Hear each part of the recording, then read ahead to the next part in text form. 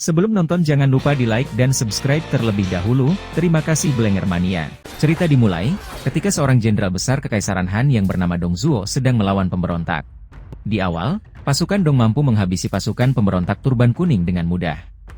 Melihat itu, pemimpin Turban Kuning yang juga seorang dukun melakukan ritual di atas bukit.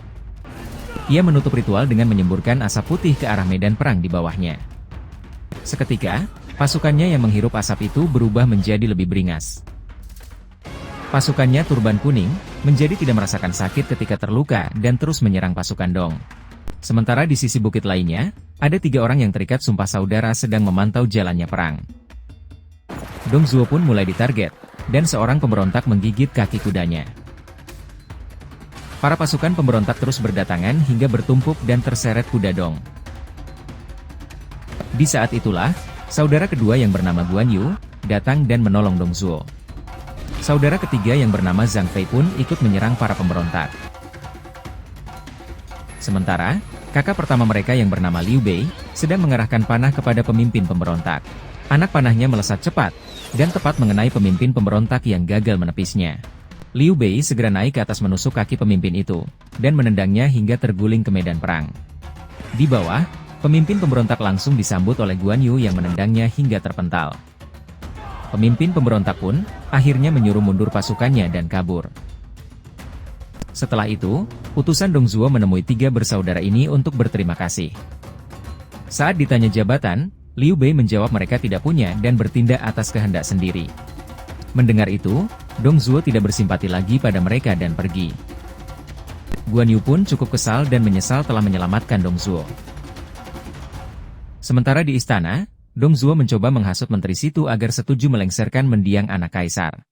Pejabat-pejabat lain di sana malah mengecam Dong Zhuo, dan Dong Zhuo langsung memerintahkan mengeksekusi mereka. Akhirnya, Menteri Situ terpaksa menyetujui Dong Zhuo karena takut dieksekusi juga. Lalu, Dong Zhuo melepas dan mengambil paksa mahkota kaisar dari Pangeran Shao. Kemudian, Pangeran Shao digantikan oleh Pangeran Xi sebagai kaisar boneka Dong Zhuo. Malamnya, Menteri Situ mengadakan jamuan makan malam yang dihadiri para pejabat dekatnya. Salah satunya adalah Cao Cao. Ia menertawai para pejabat Menteri Situ yang takut dengan Dong Zhuo. Menteri Situ dan para pejabat pun tersinggung, tapi Cao Cao malah membalikan meja lalu pergi. Sementara, Liu Bei yang sudah menjabat sebagai kepala polisi dituduh korupsi oleh auditor kekaisaran. Tetapi, auditor itu malah ditangkap oleh warga kota dan disiksa oleh Zhang Fei. Liu Bei pun datang untuk menghentikan, tapi Guan Yu mendukung warga kota untuk membela Liu Bei. Tak lama, pasukan pejabat itu pun datang. Liu Bei, Guan Yu dan Zhang Fei pun berusaha kabur. Saat melewati gang, Guan Yu sempat mengeluarkan jurusnya dan membuyarkan pasukan yang mengejar. Mereka bertiga kabur masuk ke hutan, tapi di sana mereka tersesat dan hanya jalan berputar-putar. Tiba-tiba muncul kabut tebal, dan setelah kabut itu hilang, mereka berada di tempat yang aneh. Tak lama, seorang wanita muncul dan menyambut mereka yang terpilih oleh langit. Wanita ini adalah Dewi Kastil Pedang. Ia menempa senjata-senjata kuat untuk para kesatria hebat. Setiap senjata yang ditempanya memiliki rohnya masing-masing, dan akan semakin kuat jika terkena banyak darah. Lu Bu pun pernah masuk ke Kastil Pedang, dan mengambil tombak Fangtian milik Dewi Kastil Pedang. Dengan tombak itu, Lu Bu menyerang pasukan ayah angkatnya sendiri, Ding Yuan. Lalu, Lu Bu menghabisi Ding Yuan hanya demi mendapat jabatan jenderal dari Dong Zhuo. Kemudian Liu Bei juga bertanya tentang Cao Cao kepada Dewi Kastil Pedang. Setelah Cao Cao pergi dari jamuan makan, sebenarnya Menteri Situ tertarik dengan niat Cao Cao menghabisi Dong Zhuo. Setelah Cao Cao pergi dari jamuan makan, sebenarnya Menteri Situ tertarik dengan niat Cao Cao menghabisi Dong Zhuo. Pada suatu kesempatan, Dong Zhuo memanggil Cao Cao, dan di sana juga ada Lu Bu. Dong Zhuo mengajak Cao Cao untuk minum bersama, sementara ia menyuruh Lu Bu memilihkan kuda untuknya. Lu Bu pun pergi, hanya tinggal Cao Cao dan Dong Zhuo yang minum hingga Dong Zhuo mabuk dan tertidur. Di saat itulah, Cao Cao mencabut belati cising pemberian Menteri Situ yang dapat membelah besi. Pantulan cahaya belati itu membangunkan Dong Zhuo, dan Cao Cao langsung berlutut berpura-pura hendak memberikan belati itu. Cao Cao pun langsung menguji belati itu dan menebas cermin hingga terbelah rata sempurna. Tak lama Lu Bu pun kembali, Cao Cao pun segera pamit kepada Dong Zhuo. Setelah Cao Cao pergi, Dong Zhuo masih mengagumi belati itu, tapi Lu Bu bilang belati itu untuk menghabisi Dong Zhuo. Saat Cao Cao baru melewati pintu gerbang, terdengar perintah untuk menghentikannya. Cao Cao langsung memacu kudanya untuk kabur, tapi beberapa anak panah mengenainya. Lu Bu pun dengan cepat mengejar Cao Cao dan sudah berada di belakangnya. Memasuki hutan, Lu Bu semakin mendekat, tetapi Cao Cao berhasil mengecohnya. Akhirnya Cao Cao pun tersusul dan dihantam Lu Bu hingga terpental, tapi Cao Cao bisa bertolak pada pohon, dan kembali ke kudanya. Lu Bu pun mulai kehilangan kesabaran, dan ia mulai menyerang Cao Cao dengan jurus tombak petirnya. Karena Cao Cao masih bisa menghindar, akhirnya Lu Bu membelah bukit hingga Cao Cao terperosok bersama longsoran. Cao Cao yang tergeletak di pinggir danau, ditemukan oleh sepasang suami istri yang sedang lewat. Karena jasad Cao Cao tidak ditemukan, Dong Zhuo memerintahkan pencarian di seluruh penjuru kota. Sementara, Cao Cao dirawat dan diobati oleh suami istri tersebut di rumahnya. Mereka tidak tahu kalau Cao Cao adalah buronan, sampai mereka melihat posternya. Demi imbalan uang, akhirnya pasangan itu menyerahkan Cao Cao kepada pejabat wilayah bernama Chen Gong. Chen Gong akan mengeksekusi Cao Cao besok dan langsung membawa kepalanya ke ibu kota Luoyang. Tapi ia sempat mendengar keteguhan Cao Cao yang berniat untuk menyelamatkan kekaisaran Han. Chen Gong pun berlutut di depan Cao Cao, ia seketika berubah pikiran dan hendak pergi mengikuti Cao Cao meninggalkan keluarga dan jabatannya. Lalu, Cao Cao ke rumah pamannya bersama Chen Gong untuk tinggal sementara di sana. Saat pamannya memperkenalkan anak-anak beserta istri mereka, mereka tampak kurang bersahabat. Lalu, Cao Cao dan Chen Gong pun diantar ke kamar mereka untuk beristirahat. Tiba-tiba, Cao Cao terbangun karena mendengar suara asahan pisau yang keras di luar. Cao Cao mulai curiga, kalau pamannya pergi bukan beli anggur, tapi melaporkan mereka pada petugas, sedangkan anak-anaknya akan menghabisi mereka. Kecurigaan Cao Cao semakin kuat ketika pintu kamar mereka tidak bisa dibuka dan dikunci dari luar. Akhirnya, Cao Cao menghancurkan pintu kamar dan keluar menghabisi semua anak-anak pamannya beserta istri mereka. Di tengah jalan mereka bertemu pamannya yang benar-benar pulang membawa anggur. Karena sudah curiga dan bertindak terlalu jauh, Cao Cao memeluk dan menusuk pamannya sambil meneteskan air mata. Setelah itu, Chen Gong meminta Cao Cao menguburkan pamannya, tapi ia menolaknya dan dianggap beban moral. Saat beristirahat di tengah hutan, Chen Gong mengeluarkan pisau dan hendak menikam Cao Cao. Besok paginya, ternyata pisau Chen Gong menancap di batang pohon dan ia meninggalkan Cao Cao. Cao Cao lalu berlutut memohon pada langit agar diturunkan partner sejati, seketika kabut tebal pun muncul. Ia pun masuk ke dalam kastil pedang dan diberi pedang komandan yang mampu menaklukkan dunia. Dewi Kastil Pedang pun juga bilang, bahwa Cao Cao akan menanggung nasib dunia dan ditakdirkan menjadi raja. Kemudian, Cao Cao menemui dan meminta ayahnya menjual seluruh tanahnya untuk membentuk pasukan, tapi tidak akan cukup. Tapi Cao Cao punya cara lain, yaitu merekrut langsung dengan modal ketenarannya waktu mencoba menghabisi Dong Zhuo. Ia pun menyuruh orang untuk menyebarkan dan menempelkan poster perekrutan sebagai pasukannya. Dalam kurun waktu singkat, Cao Cao pun sudah membentuk pasukannya sendiri yang cukup besar. Di sisi lain, Liu Bei, Guan Yu dan Zhang Fei tersadar dan di depan mereka sudah ada senjata baru yang tertancap. Sementara, 18 panglima membentuk aliansi dan berkumpul di Gunung Pendekar untuk melawan Dong Zhuo. Ketika Liu Bei, Guan Yu dan Zhang Fei akan masuk gerbang aliansi, mereka dicegat penjaga dan diolok-olok. Walaupun mereka membawa undangan aliansi, penjaga itu malah curiga kalau mereka mencurinya. Tak lama Cao Cao pun datang, ia langsung bilang penjaga agar mereka diizinkan masuk karena membawa undangan. Setelah semuanya datang, para panglima memutuskan Yuan Shao yang menjadi pimpinan aliansi. Para panglima itu lalu memperkenalkan diri dan jumlah pasukannya, salah satunya adalah Sun Jian yang membawa 28.000 prajurit. Cao Cao pun juga memperkenalkan diri, dan ia membawa 20.000 prajurit. Saat ke-18 panglima akan bersulang, tiba-tiba Zhang Fei menyela dengan lantang dan minta agar mereka diikutkan juga. Lalu Yuan Shao bertanya bisnis keluarga mereka, saat Liu Bei menjawab membuat sepatu jerami. Seketika mereka ditertawakan. Cao Cao ikut bertanya cara mengalahkan Dong Zhuo, lalu Liu Bei menjawab harus menghabisi Lu Bu dahulu. Setelah menjawab benar, akhirnya Liu Bei, Guan Yu dan Zhang Fei diizinkan ikut bersulang.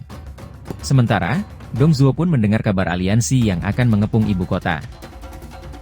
Lu Bu pun mengajukan diri untuk maju berperang, tapi Hua Xiong mencegahnya. Akhirnya, Hua Xiong yang maju memimpin pasukan ke markas aliansi dan menantang duel. Mendengar tantangan itu, seorang jenderal bernama Yuse mengajukan diri dari pihak aliansi. Dari awal pertarungan, Hua Xiong dengan mudah menghindari dan menangkis serangan Yuse. Dan akhirnya, Hua Xiong melayangkan kepala Yusei ke dalam markas aliansi. Ketika Guan Yu ingin mengajukan diri untuk pertarungan kedua, Liu Bei pun menahannya. Jenderal yang menghadapi Hua Xiong di pertarungan kedua pun kepalanya juga melayang. Hua Xiong terus melayangkan kepala-kepala jenderal yang melawannya, hingga aliansi ketakutan. Akhirnya, Liu Bei mengizinkan Guan Yu maju, dan Cao Cao langsung menawarkan anggur tetapi ditolak. Ketika Hua Xiong melihat Guan Yu, ia meremehkannya seperti jenderal-jenderal sebelumnya. Tapi ternyata, Guan Yu mampu mengimbangi, dan bahkan menyerang balik Hua Xiong. Akhirnya, Hua Xiong pun mengakui kemampuan Guan Yu yang ia remehkan sebelumnya. Mereka pun kembali bertarung, dan Guan Yu membuat Hua Xiong terjungkal ke belakang lalu menebasnya. Guan Yu pun langsung melompat dan menangkap kepala Hua Xiong yang melayang. Saat kembali, Cao Cao kembali menawarkan anggur, dan Guan Yu langsung meminumnya. Yuan Shao pun mengangkat Liu Bei, Guan Yu dan Zhang Fei menjadi alinasi ke-19. Setelah Hua Xiong terbunuh, pasukan aliansi menjadi percaya diri dan berhasil menghabisi 30.000 pasukan garis depan Dongzhuo. Lalu Lu Bu datang ke markas aliansi dan mengirimkan pesan deklarasi perang dengan panah. Setelah itu, banyak panglima yang mundur dan kabur, sehingga tersisa hanya 8 panglima. Di istana Dongzhuo pun memerintahkan untuk memindahkan ibu kota ke Chang'an. Sementara saat kembali, Lu Bu melihat seorang wanita yang berdiri di tepi danau. Wanita itu perlahan-lahan masuk ke danau seperti ingin bunuh diri. Lu Bu pun bergegas ke sana dan memanggilnya. Wanita itu malah mengeluarkan pisau yang terarah pada lehernya. Lu Bu pun langsung menjatuhkan pisaunya dan merangkulnya. Ia ingin bunuh diri, karena ayah angkatnya menikahkan dirinya dengan pria yang tidak ia sukai. Lalu Lu Bu memberikan simbol jenderalnya kepada wanita itu, agar ia tidak dipaksa menikah lagi. Lu Bu juga berjanji, setelah ia memenangkan pertempuran, ia akan kembali dan menikahi wanita itu. Wanita itu meragukannya, seketika Lu Bu langsung menikam tangannya sendiri dan wanita itu percaya. Wanita itu bernama Diao Chen, ia dan Lu Bu langsung bersumpah setia satu sama lain. Besoknya, Liu Bei dan pasukannya telah siap bertempur di depan benteng pertahanan jalur Hulao. Tak lama, terlihat Lu Bu di atas kudanya yang berjalan ke arah Liu Bei di seberang jembatan. Liu Bei sengaja memasang pasukan jerami di baris depan, yang berterbangan ketika tertiup angin. Melihat itu, pasukan Lu Bu menjadi percaya diri dan maju duluan mengejar Liu Bei dan pasukannya. Tanpa sadar, pasukan Lu Bu telah masuk perangkap dan dipecah-pecah saat mengejar Liu Bei, Guan Yu dan Zhang Fei. Pasukan Lu Bu pun terkurung dalam formasi yang dibuat pasukan Liu Bei, dan pasukan Liu Bei yang tersisa mengepung jembatan. Sementara, Guan Yu melontarkan pasukan Lu Bu yang terkurung ke udara dan menembasnya dengan tombak api. Liu Bei pun juga menebas pasukan Lu Bu di wilayah formasinya dengan pedang air miliknya. Terakhir pada formasi Zhang Fei, ia juga menebas pasukan Lu Bu dengan tombak angin miliknya. Sementara, Lu Bu mengeluarkan jurus petir yang melontarkan pasukan Liu Bei di jembatan ke udara. Lalu Lu Bu melompat ke udara, ia mengeluarkan petir yang menyambar dan memantul di antara pasukan Liu Bei di udara. Setelah itu, Lu Bu pun dihadang Liu Bei, Guan Yu dan Zhang Fei di tengah jembatan. Mereka melompat ke udara dan beradu jurus, hingga menyebabkan ledakan besar yang ikut menghancurkan jembatan. Mereka semua pun jatuh ke lembah jurang yang dalam di bawah jembatan. Tiba di dasar jurang, Lu Bu langsung disambut dan naik ke atas kudanya. Tapi Liu Bei menghadangnya di depan dan mengeluarkan jurus ombak ke arah Lu Bu. Baru saja Lu Bu menghindari jurus ombak Liu Bei, Guan Yu sudah melepaskan tebasan api yang hampir mengenainya. Saat Guan Yu menyerang dengan tebasan api lagi, kali ini Lu Bu menahan dan memantulkannya ke arah Zhang Fei hingga terpental. Dari seberang, Liu Bei melepaskan tebasan air menyilang yang tepat mengenai Lu Bu hingga jatuh ke sungai. Lu Bu pun membalas dengan jurus petirnya hingga Liu Bei terdorong. Guan Yu pun langsung menahan Liu Bei dan mengeluarkan jurus api air gabungan. Lalu Lu Bu menarget Guan Yu dengan jurus petirnya, hingga ia terpental dan baju tempurnya berlubang dengan luka bakar. Kemudian Lu Bu melompat ke udara, dan mengeluarkan jurus petir yang lebih besar, hingga lantai tempat mereka berdiri bergeser. Lalu mereka teringat pesan Dewi Kastil Pedang, darah bisa membuat senjata-senjata mereka menjadi lebih kuat. Guan Yu langsung merobek baju tempurnya, dan menancapkan mata pisau tombaknya ke luka di dadanya. Liu Bei juga menikam diri sendiri dengan kedua pedangnya, dan menggenggam mata pedangnya. Terakhir, Zhang Fei melukai telapak tangannya sendiri untuk mengoleskan darah pada mata tombaknya. Setelah persiapan selesai, ketiganya kembali beradu senjata di udara dengan tombak petir Lu Bu. Ketika beradu, menyebabkan ledakan yang jauh lebih besar hingga menghancurkan dan membuat longsor dinding jurang. Di sisi lain, Cao Cao dan pasukannya berhasil menerobos pertahanan Dongzuo dan mendekati ibu kota Luoyang. Sementara, asisten Dongzuo menyuruh seorang prajurit menara jaga untuk membuat asap hitam untuk memanggil balik Lu Bu. Ketika melihat tanda asap hitam itu, Lu Bu segera bersalto keluar dari jurang dan duduk di atas kudanya. Dari atas, Lu Bu menatap ke arah Liu Bei, Guan Yu dan Zhang Fei dan bilang urusan mereka belum selesai. Di perjalanan, ternyata pria yang akan dinikahkan dengan Diao Chen adalah Dongzuo. Tapi sebenarnya ayah angkat Diao Chen juga membenci Dongzuo, dan memberi misi kepada Diao Chen untuk menghancurkannya nanti. Setelah Cao Cao menaklukkan ibu kota, ia tidak mengklaimnya dan membiarkan Sun Jian masuk. Karena Cao Cao masih berniat mengejar Dongzuo yang memindahkan ibu kota dan menyelamatkan kaisar. Beberapa tahun setelah peristiwa itu, pasukan Liu Bei, Guan Yu dan Zhang Fei bertambah semakin besar. Cao Cao yang akhirnya gagal mengejar Dongzuo pun berkunjung mendatangi kemah mereka. Cao Cao hanya ingin sekedar bernostalgia sambil minum dan mengobrol dengan Liu Bei. Cao Cao lalu bertanya pada Liu Bei, siapa yang pantas menjadi pahlawan dari peristiwa itu. Liu Bei menjawab Yuan Shao. Tapi Cao Cao berpendapat, kalau Yuan Shao tidak akan memulihkan kekaisaran Han. Sedangkan Sun Jian, ia mencari segel Gyo Kaisar yang menunjukkan ia berambisi pada tahta. Dan menurut Cao Cao, pahlawan sebenarnya adalah dirinya dan Liu Bei dari peristiwa tersebut. Cao Cao mulai mengusik Liu Bei dan bertanya soal tahta, tapi Liu Bei menjawab akan tetap setia pada kekaisaran Han. Setelah itu, Cao Cao pun pamit dan berpesan semoga mereka tetap berteman di kemudian hari.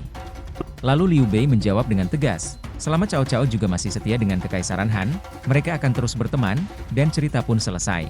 Terima kasih teman-teman yang sudah menonton, jangan lupa di like dan subscribe. Sampai bertemu di cerita berikutnya.